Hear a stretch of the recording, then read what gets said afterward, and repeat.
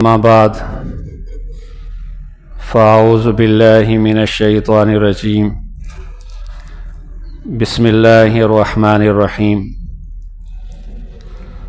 قال اللہ تبارک و تعالی فی القرآن المجید والفرقان الحمید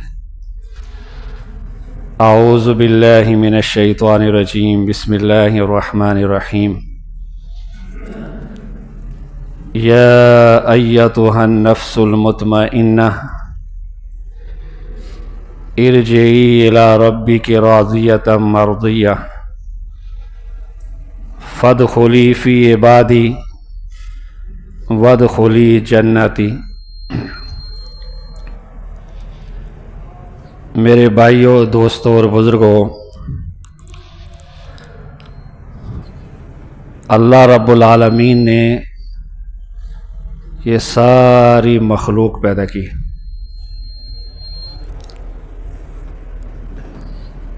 اللہ کی مخلوق اتنی زیادہ ہے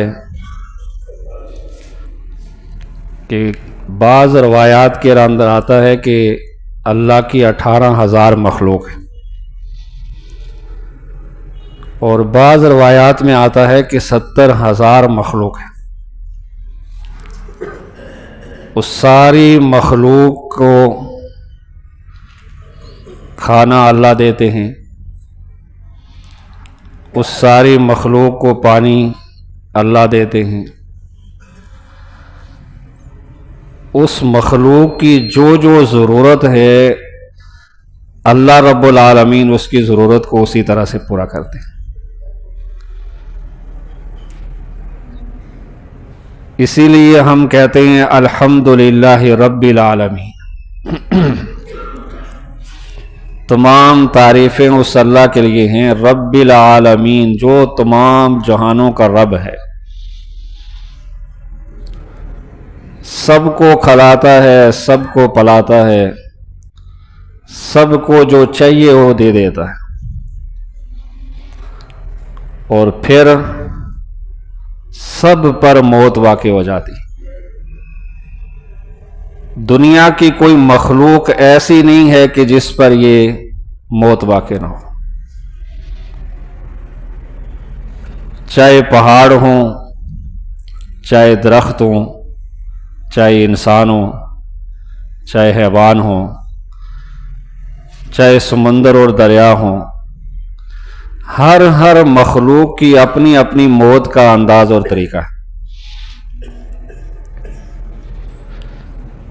اور ہر مخلوق کے لیے اللہ رب العالمین نے آخرت میں ایک طریقہ رکھا ہے انصاف کا۔ وہ طریقہ یہ ہے کہ جس مخلوق نے دنیا میں جس دوسری مخلوق پر ظلم کیا ہوگا، اس کا اسی وقت وہ بدلہ لے لے گی اور پھر اسے مٹا دیا جائے گا۔ جیسے مشہور حدیث ہے، آپ نے پڑھا ہوگا، سنا ہوگا کہ سینگ والی بکری نے اگر بغیر سینگ والی بکری کو مارا ہوگا تو وہاں پر وہ بغیر سینگ والی بکری اس سے بدلہ لے لے گی، اور اس کے بعد اس کا حساب ختم ہو جائے گا۔ لیکن دو مخلوق ایسی ہیں کہ جن کو اللہ کے سامنے کھڑے ہو کر جواب دینا ہوگا۔ ایک یہ انسان ہے اور دوسرے جنات ہیں، ان کو اللہ کے سامنے جواب دینا ہوگا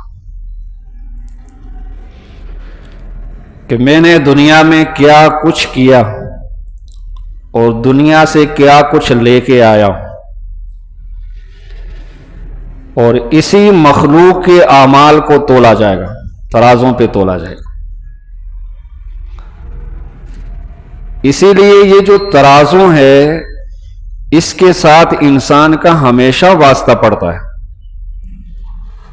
آپ بازار میں جاتے ہیں تو مرغی لیتے ہیں تو ترازو سامنے ہے، سبزی لیتے ہیں تو ترازو سامنے ہے، کوئی اور چیز لیتے ہیں تو ترازو سامنے ہے، زمین خریدتے ہیں تو اس کا بھی ایک ترازو ہے، سونا خریدتے ہیں تو اس کا بھی ایک ترازو ہے، کپڑا خریدتے ہیں تو اس کا بھی ایک پیمائش اور پیمانہ ہے، وہ بھی ترازو ہے۔ تو گویا کہ ساری عمر انسان کے سامنے اللہ رب العالمین اس ترازوں کی شکل و صورت رکھتا ہے تاکہ انسان کو ایک ایک چیز کے خریدنے پر یہ احساس ہوتا رہے کہ ایک وقت میرے اعمال بھی ترازوں پہ رکھے جائیں گے۔ اس لیے انسان کو قدم با قدم اور لمحہ با لمحہ اس ترازوں کے ساتھ واسطہ پڑتا رہتا کہ انسان اتنا اس کے ساتھ مانوس ہو جائے، انسان کے دل و دماغ میں یہ اتنا زیادہ بیٹھ جائے کہ اس انسان کو یہ اندازہ ہو جائے کہ میری زندگی کے جو اعمال ہیں وہ تولے جائیں گے۔ میرے بھائیوں، دوستوں اور بزرگوں، اللہ نے جو نیکی کے راستے ہیں وہ چھپا کے نہیں رکھے۔ آج کوئی شخص یہ کہے کہ مجھے نیکی کا پتہ ہی نہیں ہے، نیکی کیا ہوتی ہے،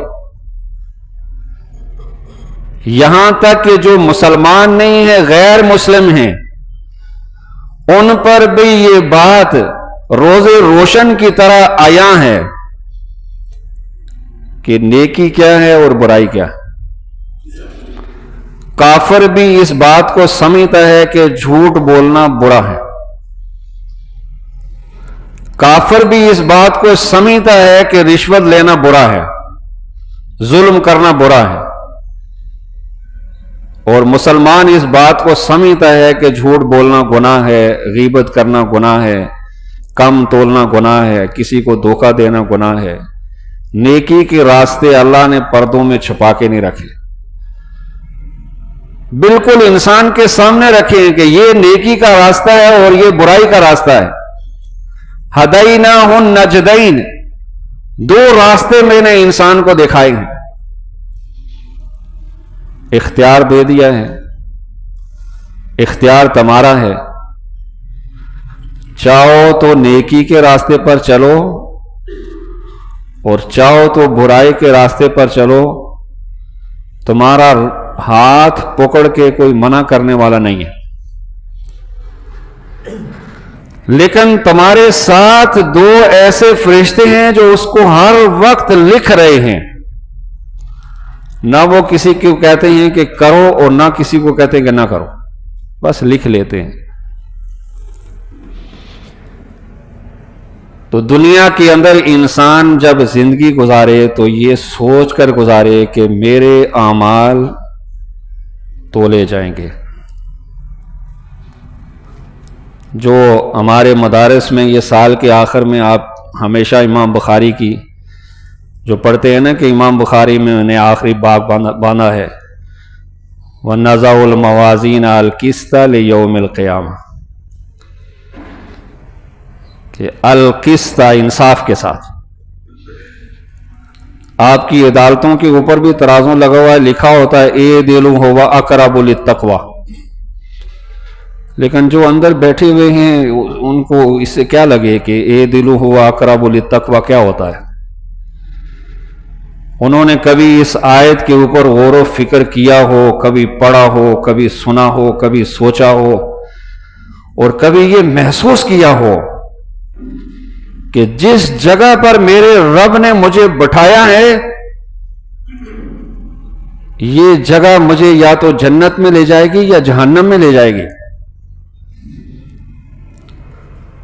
وہاں بھی آپ کو ایک ترازو لٹکا ہوا نظر آتا ہے، اعدلوا هو اقرب للتقوی، عدل کرو، عدل کرو۔ یہ عدل کرنا بہت بڑا تقوی ہے، یہ بہت بڑی پرہیزگاری ہے،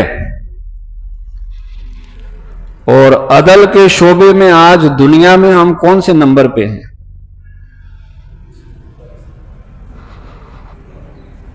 کتنے افسوس کی بات ہے، ہم مسلمان ہیں، ہمیں قرآن کہتا ہے اعدلوا هو اقرب للتقوی، اور ہم دنیا کے 180 نمبر سے بھی نیچے گرے ہوئے ہیں۔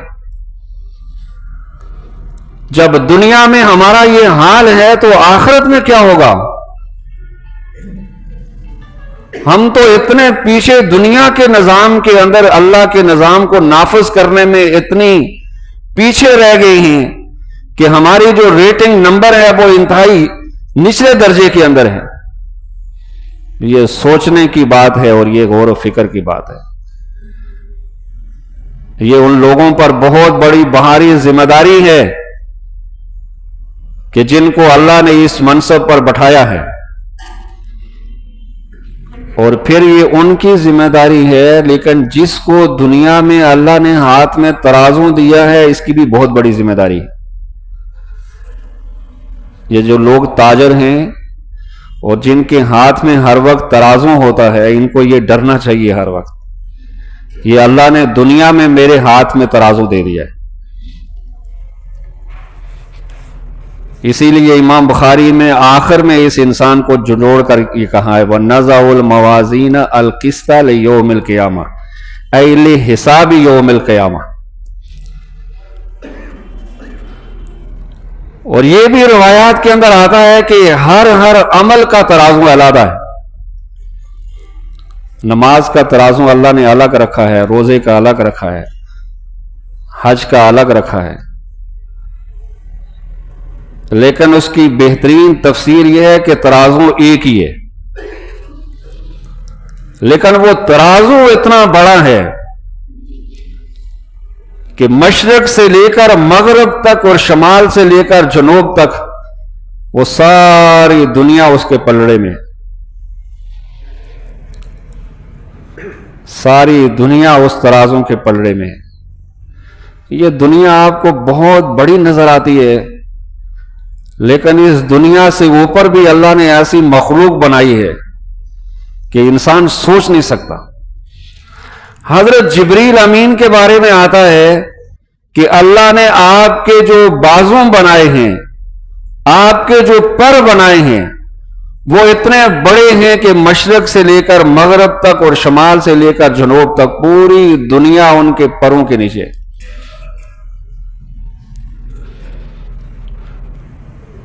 دنیا ہمیں بڑی لگتی ہے، اللہ کے ہاں تو اللہ فرماتا ہے یہ دنیا مچھر کے پر کے برابر ہے. کتنا سا مچھر کا پر ہوتا ہے، انسان کے ہاتھ کے اوپر بیٹھتا ہے تو مسل جاتا ہے. اللہ فرماتا ہے یہ پر کے برابر ہے. مشرق سے لے کر مغرب تک اور شمال سے لے کر جنوب تک ایک جبریل امین کے پر کے نیچے یہ دنیا دب گئی ہے. اور پھر آگے امام بخاری فرماتے ہیں وَأَنَّ أَعْمَالَ بَنِي آدَمَ وَقَوْلَهُمْ يُوزَنُ. ان اعمال بنی آدم، بنی آدم کے اعمال. بات صرف اعمال پہ ختم نہیں ہوئی، بلکہ آگے فرمایا وَقَوْلَهُمْ، اس کی جو باتیں ہیں یوزن وہ بھی تولی جائیں گی. اعمال ہی نہیں، اس کی باتیں بھی تولی جائیں گی. آج تو ہم باتوں میں کیا کیا کہہ جاتے ہیں، گالیاں بھی دے دیتے ہیں، طرح طرح کی زبان سے الفاظ نکالتے ہیں. ہم سمجھتے ہیں شاید یہ جو میری زبان سے نکلنے والے الفاظ ہیں یہ ہوا میں اڑ جاتے ہیں.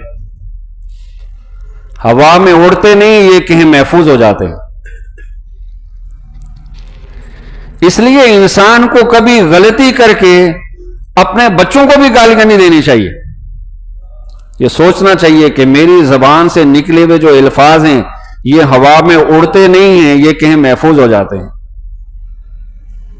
قرآن میں اللہ فرماتا ہے وَيَسْعَدُ إِلَيْهِ كَلِمِ الطَّيِّبِ، تمہارے جو زبان سے نکلے ہوئے پاکیزہ کلمے ہیں یَسْعَدُ إِلَيْهِ، میری طرف اٹھ کے آ جاتے ہیں، میری طرف چڑھ کے آ جاتے ہیں.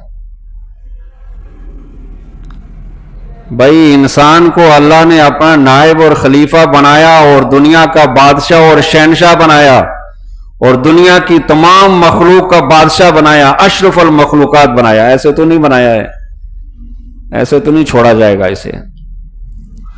دنیا کی ساری عیاشیاں یہ کرے اور دنیا کی بہترین خوراکیں یہ کھائے، دنیا کے بہترین لباس یہ پہنے، دنیا کے تمام لطف اور سرور یہ محسوس کرے اور یہ سمجھے مجھے کوئی پوچھنے والا ہی نہیں ہے.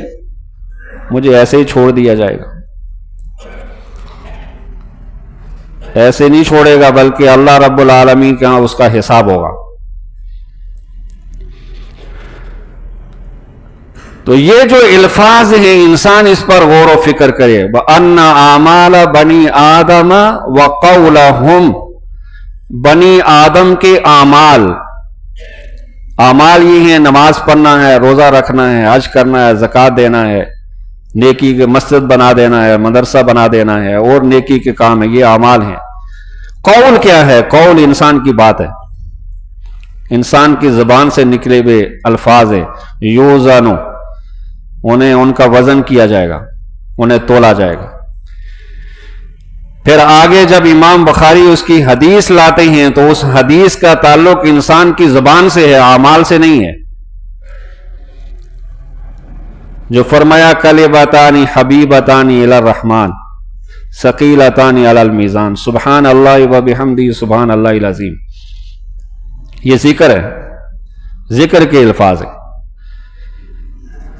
قول کی تشریح کی ہے کہ یہ قول ہے، کہ انسان کی زبان سے نکلے ہوئے جو یہ الفاظ ہیں یہ وزن کے اوپر اتنے بھاری ہیں اور اللہ کو بہت پسندیدہ ہیں. یہ جو زبان ہے اس پر انسان کو کوشش یہ کرنی چاہیے کہ میں اس کو اتنی ذکر کے اوپر لگا دوں کہ یہ ہر وقت بغیر سوچے سمجھے بھی اس سے سبحان اللہ اور الحمدللہ نکلتا رہے. بغیر سوچے سمجھے انسان جا رہا ہے پھر بھی زبان سے سبحان اللہ نکل رہا ہے، الحمدللہ نکل رہا ہے، اللہ اکبر نکل رہا ہے. اور یہ جو ہم تسبیح پکڑتے ہیں یہ اسی لیے ہوتی ہے کہ تاکہ انسان کو یاد دہانی رہے، انسان کو یاد رہے کہ میرے ہاتھ میں کوئی چیز پکڑی ہوئی ہے، اور پھر اس کی زبان سے یہ الفاظ نکلتے رہیں سبحان اللہ، الحمدللہ، اللہ اکبر، لا الہ الا اللہ. میرے بھائیوں، دوستوں اور بزرگوں، جہاں زندگی اتنی خوبصورت ہے وہاں زندگی اتنی کٹھن بھی ہے. اور دنیا کے اندر اگر انسان پر مصیبت اور مشقت آتی ہے تو اللہ نے تو پہلے ہی قرآن میں فرما دیا لَقَدْ خَلَقْنَا الْإِنسَانَ فِي كَبَدٍ، اس انسان کو میں نے مشقتوں میں پیدا کیا. تو جو مشقت تھوڑی بہت ہی آتی ہے اللہ کی طرف سے اس پر بھی بہت بڑا اجر ہے، اس پر بھی انسان اللہ کا شکر ادا کرے. حضرت براء ابن عازب رضی اللہ تعالیٰ عنہ جناب رسول اللہ صلی اللہ علیہ وآلہ وسلم کے بڑے عظیم صحابی ہیں. ان کی حدیث ہے اور سیاہ ستہ کی تقریباً تمام کتابوں نے اسے نقل کیا ہے.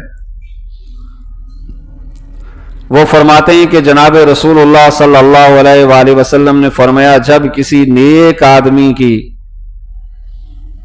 روح دنیا سے رخصت ہونے کے قریب ہوتی ہے تو اللہ چند فرشتوں کو خوشبو دے کر بھیجتے ہیں،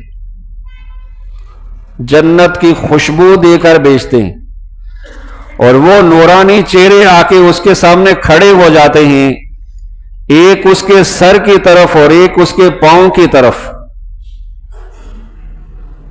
اور اس کی وہ جو خوشبو ہے وہ جو نزع کی حالت میں مومن ہے وہ اسے محسوس کرتا ہے. اور پھر اسے یہ پیغام دیتے ہیں اپنے رب کی طرف سے یا ایتھا النفس الطیبہ، اے پاکیزہ نفس، یہ خوشبو جنت کی ہم تیرے پاس رب کی طرف سے لے کے آئے. پھر اس کے بعد ایک کپڑا اس کے سامنے رکھ کے جاتے ہیں جو جنت کی طرف سے لایا ہوا کپڑا ہوتا ہے، اور پھر تھوڑی دیر کے بعد وہ فرشتہ آ جاتا ہے جو انسان کی جان نکالتا ہے. یہ جان نکالنے سے پہلے والے فرشتے ہیں جو اس کے پاس بھیجے جاتے ہیں، وہ اس کے ایک سر کی طرف ایک پاؤں کی طرف کھڑا ہوتا ہے، وہ اسے خوشبو سنگاتے ہیں اور اس کے سامنے جنت کا ایک کپڑا رکھ کے جاتے ہیں اور اسے یہ کہہ کے جاتے ہیں یا ایتھا النفس الطیبہ، اے پاکیزہ نفس. اور اس کے بعد پھر فرشتہ آتا ہے جو انسان کی جان نکالتا ہے، حضرت عزرائیل آ جاتے ہیں، وہ انسان کی جان نکالتے ہیں. لیکن جان نکالنے کی جو مشقت ہے وہ ہر شخص کے اوپر طاری ہوگی. یہاں تک کہ جناب رسول اللہ صلی اللہ علیہ وآلہ وسلم جب آخری وقت تھا تو آپ کبھی اٹھتے تھے اور کبھی بیٹھتے تھے، کبھی اٹھتے تھے اور کبھی بیٹھتے تھے، اور آپ کی پیشانی مبارک سے پسینہ ٹپکتا. موت کی سختی تو ہے، وہ فرشتوں وہ نبیوں کے لیے بھی ہے اور وہ انسانوں کے لیے بھی ہے، لیکن اس سے پہلے اسے خوشخبری دی جاتی ہے، یہ موت جو تمہارے جسم سے نکل جائے گی اور اس کے بعد تجھے جنت، روضۃ من ریاض الجنہ، تمہاری قبر کو جنت کے باغات میں سے ایک باغ بنا دیا جائے گا.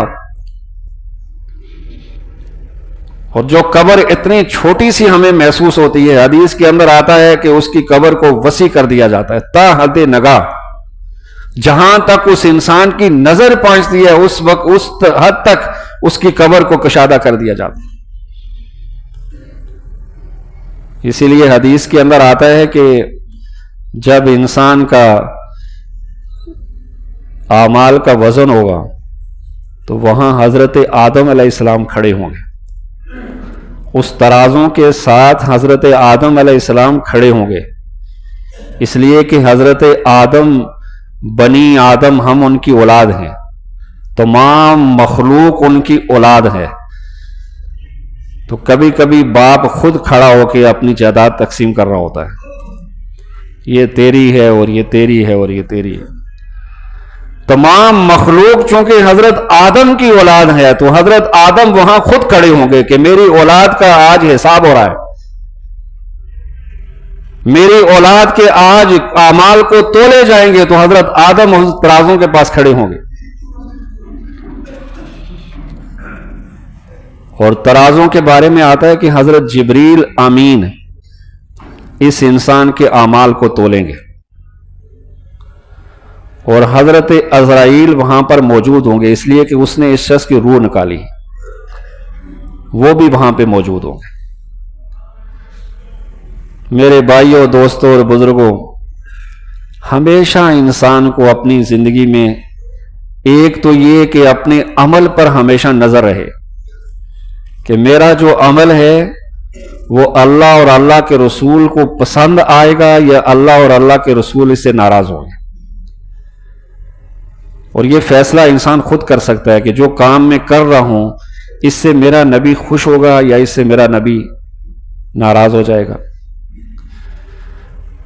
اور پھر جب انسان کی زبان کی بات آئے تو پھر انسان کے دل و دماغ میں یہ بات ایک دم، انسان کے دل و دماغ میں یہ بات گردش کرنے لگے کہ میری زبان کے نکلے ہوئے الفاظ یہ ہوا نہیں ہے، یہ تولے جائیں گے. اور کہیں ایسا نہ ہو کہ قیامت والے دن میرے یہ الفاظ مجھے جہنم کی آگ کے اندر لے جائیں.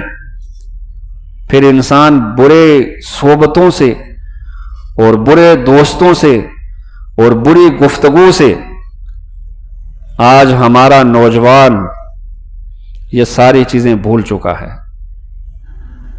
آج ہمارے سکولوں میں اور ہمارے کالج اور یونیورسٹیوں میں آپ چکر لگا کے دیکھیں کہ ہمارے بچے بات شروع کرتے ہیں تو گالیاں سے اور بات ختم کرتے ہیں تو گالیاں سے، اور ایک دوسرے کو گالیاں دے کے ہنس بھی رہے ہیں، گویا کہ ان کا کوئی جرم ہی نہیں ہے. 4 5 6 ایک دوسرے کو گالیاں دے رہے ہیں اور ساتھ میں ہنس بھی کر رہے ہیں اور کہنا مذاق کر رہے ہیں. آپ کی مذاق بھی رائگانے چاہیے گی، آپ کی مذاق کی وجہ سے بھی آپ کو قیامت والے دن پکڑا جائے گا. اللہ رب العالمین مجھے اور آپ کو ان الفاظ پر عمل کرنے کی توفیق عطا فرمائے. وآخر دعوانا الحمدللہ رب العالمین.